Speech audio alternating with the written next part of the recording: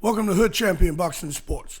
In boxing, you find a way to win or you find a way to lose. Naoya Inoue is one weight division away from an ass whooping. Yeah, I said it.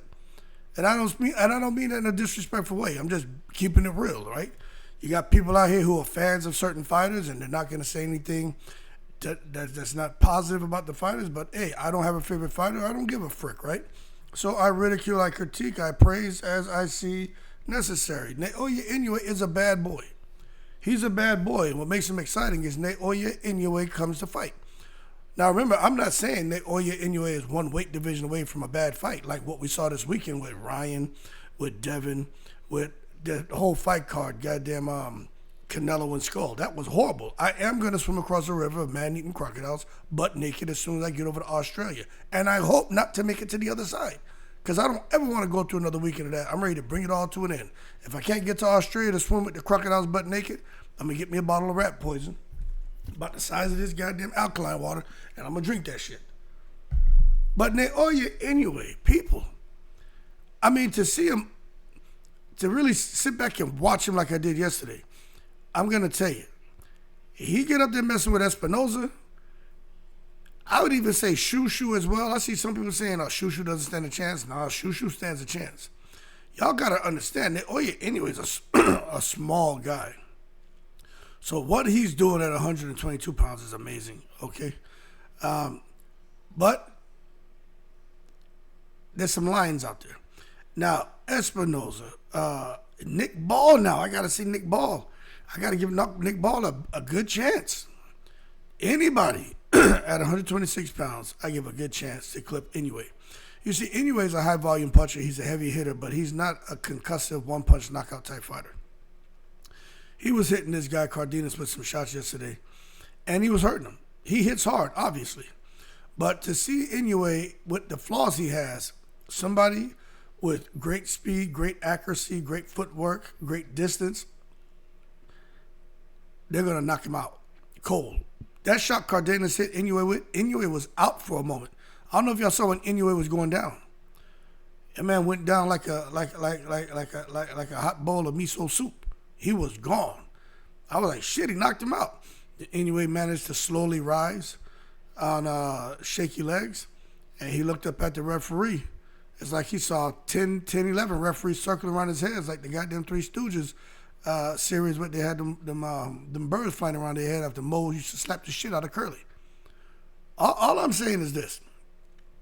What's next for Inoue? Well, for those y'all saying he's going to 126, he just said he ain't in a rush to go there. And understandably so.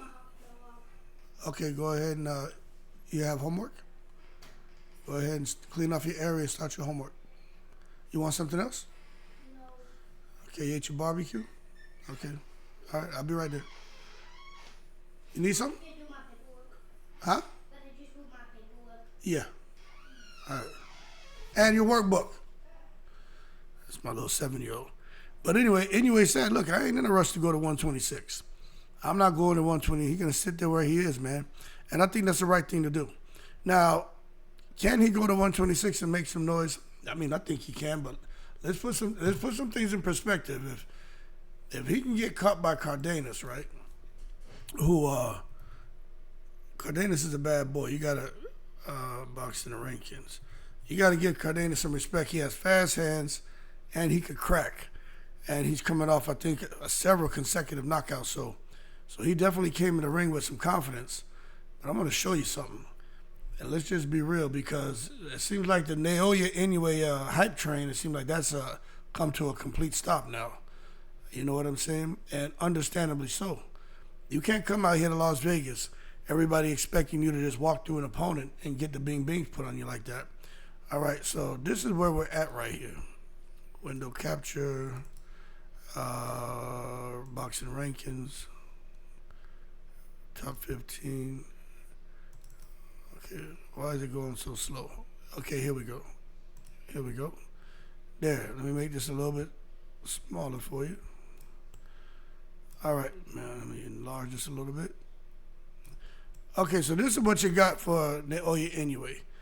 The ring, that title is vacant. But right now you see You got Shushu. You got this guy, someone named Trinidad just moved in here. Figueroa, Lopez, Espinoza, Leo. You got Ball, Fulton. Fulton already got clipped by Inoue, so Inoue could beat a guy like Fulton again. He may be able to beat a few of these guys, but you see Carrington, Espinoza, Leo. I just think those guys will be problems for Inoue. Nick Ball is even Nick Ball. I think I've changed my mind on Nick Ball. I think Nick Ball probably may stop him as well, man. But Nick Ball's got short arms, so Inoue would probably be able to get his shots off and wouldn't have to worry too much about what's coming back. But Nick Ball is very explosive. But man, I tell you what, this Espinoza is a problem. It looks like Bruce Carrington wants to get an opportunity against Espinoza. That's a tough fight. But the bottom line, when you look and see what's out there for a guy like Inoue, I mean, at 126, they would have to be very, very smart about how they approach a fight in that division. You can't just take him and throw him to the wolves. Espinoza, I saw after he beat Vasquez or whatever the guy's name was yesterday, I saw that they were talking to Espinoza about, hey, look, because I call him the 126 pound from Fundora. He's 6'1", 126. So Fundora 6'5", 154. He ain't nothing but a smaller version of Fundora in the lower weight divisions. If he stays behind his jab, nobody beats him. Jab, right hand, but he likes to get in there and make it a mashup, crash up, and fight. That's what Fundora likes. That's how Fundora got clipped, and I think that's how a guy like Espinoza can get clipped. He's undefeated for a reason. But if he gets out there and stays behind his jab, I think, and especially if he got an opportunity to fight a guy like Inoue, I just don't think Inoue could overcome that reach difference. I just don't. But I'm not saying that I've just woke up this morning and changed all my opinions on Inoue and turned my back on him. No, Inoue's still a bad boy. But I no longer feel that it would take him moving all the way up to 147 to lose. No. I think Inoue could lose at any moment because he makes a lot of mistakes. But when you're so athletic, you're so powerful, you're so talented, and you're an offensive-minded fighter, that's what happens. Inoue's not really worried about too much coming back to him unless he's standing in the middle ring boxing. But once he gets on that front foot and he starts letting those combinations go, he just sees a green light. And that's where a guy who has good timing, good footwork, has speed and power, could really knock him out. That shit, the way he got clipped yesterday, they tell me, that was resemblance of when he fought Neary. No, that shit like Manny Pacquiao Marquez. When Marquez clipped Pacquiao, that shit was vicious. If Cardenas could have put a little more torque behind that, he would have knocked out Inoue. He had him. He was hurt. A little bit more power, he would have knocked him out. But it looks like he is going to be fighting Akhmadaliev later this year. And then there's Junto Nakatani they're talking about. So we're going to see what's next for Inoue. Do I see him losing anytime soon? I mean, it just depends on who he fights, man. But I'll tell you what, no matter who he fights, I'm watching because Inoue scraps. You heard him. It's like once you heard him, it's like I heard somebody describe, Nacho Bernstein was talking about when Juan Manuel Marquez had knocked down Manny Pacquiao. Can't remember what fight it was because they had 4. He said when Juan Manuel knocked him down, Bernstein said he told himself, oh shit, he pissed off the Filipino. And I started laughing because he knew once Manny Pacquiao got hit and got hurt, he got up upset. And he came out guns blazing.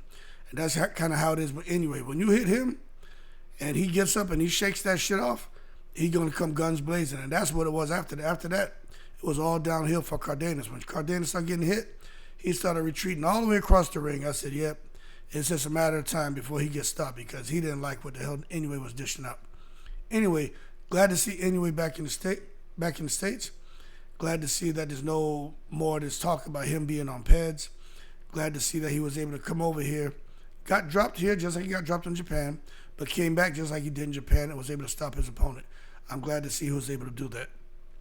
Put some respect on Inoue's name, but let's keep things in perspective here and be fair to all the fighters out there.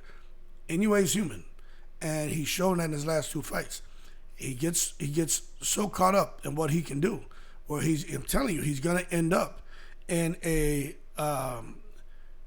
what's that guy's name? The Beck bully, Beck Kazeliev, whatever it is. And the Puerto Rican guy who gets The Bing Bings put on him all the time. He's retired now, but what's his name, man? I'm seeing his face. He's from Philadelphia. Gabe Rosado. Naoya Inoue is going to end up in a Beck Metaliev, whatever the hell his last name is, the Beck Bully. He going to end up in a Gabe Rosado Beck Bully situation to where he comes out there guns blazing, has the fighter retreating, and just runs in with his arms down, being reckless, and going to get perfectly timed, and the fighter's going to get the leverage on the punch he needs, and he's going to tranquilize him.